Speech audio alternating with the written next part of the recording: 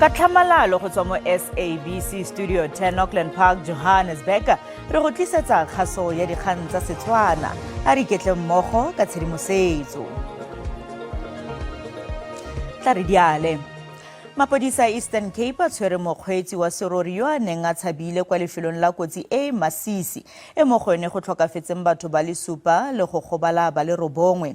Seno ke morago ga gore serori ga mmogo le dithekesi di le 2 di thulane kwa tselafefong ya N2 magareng ga Mthatha le Mtentu go sa le gale gompieno. Batswa setlhabelo ba le 18 ba polao ya Moholo kwa Lusikisiki ba bolokilwe kwa Eastern Cape gompieno. Tirelo phitlho e kgolo e ne e tshwaretswe kwa motseng wa Lampisi kwa go bolokilweng batswa setlhabelo ba le 11 gona. Ba bangwe ba le 4 ba bolokilwe kwa Bala mme a le nosi o boloketswe kwa East London. Ditsala le ba malapa ba kokwane go tla go dira taelano ya bofelo. Fela ga go bonolo go amogela dintsho tse di tlileng ka tshoganyetso mme ba gomodiwa ke tumelo ya bona. Ba lelapa la Gamatu ba tlhokafaletswe ke ditokololo di le 4. We didn't expect this because we thought that our country is free. We thought that we are protected. We never thought of people who can do such a thing. Brutal killing is not accepted in our country. And all those who are lawbreakers, I think they must be punished. They must appear in court and appear in front of God. We have lost our mother, our grandchildren, a very traumatic incident that I never experienced in my life. I never touched human blood with my own hands, but to this one, I had to. I'm not well, but I hope God will provide emotional closure. Gabagare kwa Lambasi lelapa le lengwe le mo khutsafalong ya go latlhegelwa ke ditokololo di le 11. Letsatsi la gompieno le ne le tletse ditiragalo tsa setso tse di golaganeng le go tsaya mewa ya baswi kwa lefelong la tiragalo go ya kwa mafelong a ba fitlhelwang kwa go ona. Puso ya Eastern Cape e rotloeditse baagi ba kgaolo go bega badiri ba tiragalo eno gore ba tle ba le bane le molao. I'm quite happy that the police have managed to find a suspect, and I'm happy now that the suspect is also directly linked to this situation. And I know police are also looking for 3 that now they've got a proper lead to. So we're quite happy, as Minister said, we know whom we are looking for, and definitely we need to close this chapter. It can't continue. Mabuyane a re go supilwe ba belaelwa ba bangwe ba le 3 ba ba golagangwang le polao eno ya Mogoso.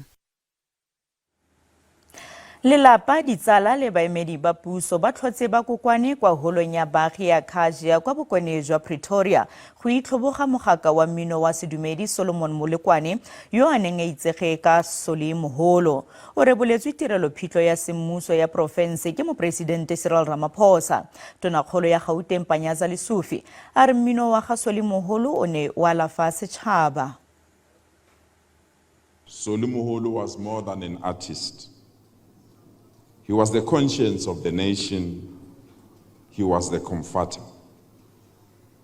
Soli Moholo was not only a gospel artist, he was an activist for social justice. He was a crime fighter. He was an educationist.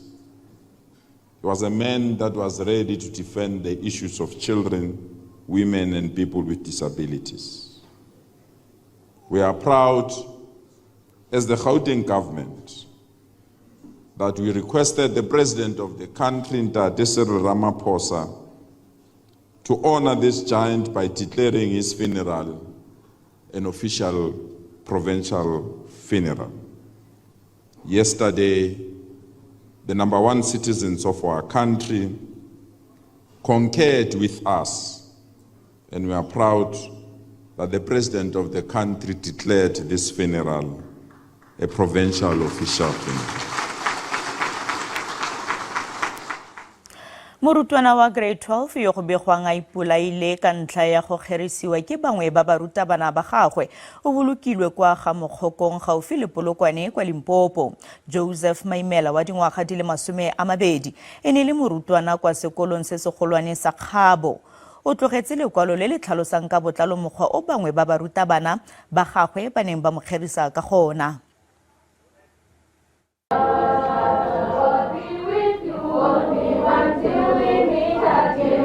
Balapa barutwana le setšhaba ba kgobokane go felegetša morutwana Joseph Maimela leetong la gagwe la mafelelo.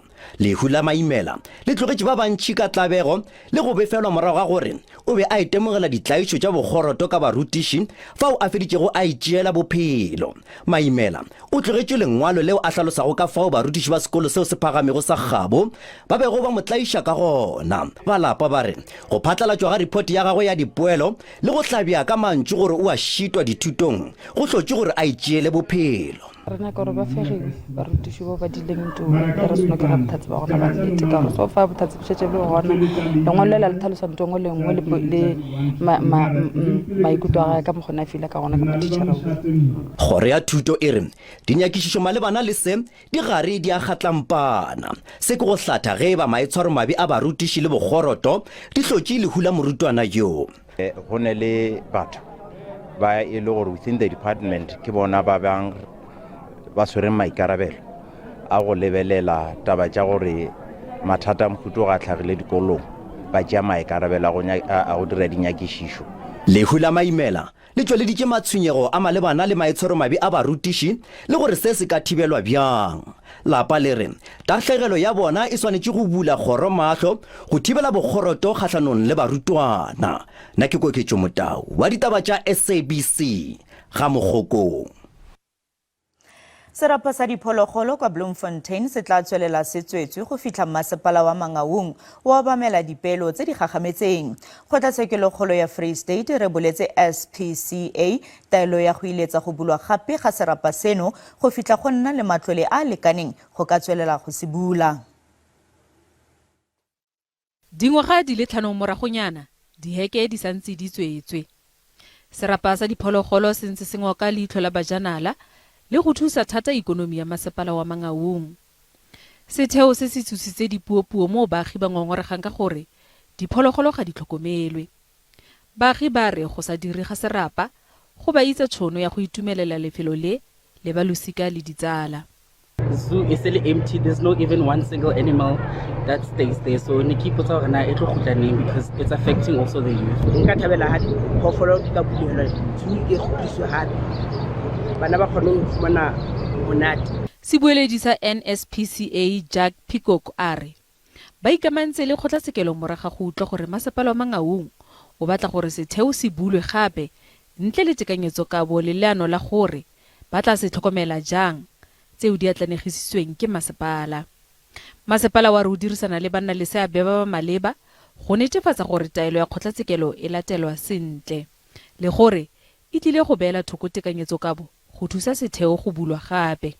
O na le mosebetsi o mongata o le gore o etsala ka morago kapa back office mo teng re shebana le di-issues tsa compliance but ntho e bohlokwa haholo ke gore di-process tsa council tlamehile di etsale tlamehile ntho ena re kgutlisetsa ho section 80 committee and then e tlo ya ho council ba e debate e khutlele ho rona. SPCA ya re tlile go kopana le lefapha la bojanala le merero ya tikologo go netefatsa gore ba latela taelo ya kgotlatshekelo le gore ga ba neele masepala tetla go fitlhelela ditopo tsa bona tsotlhe di rarabololwa.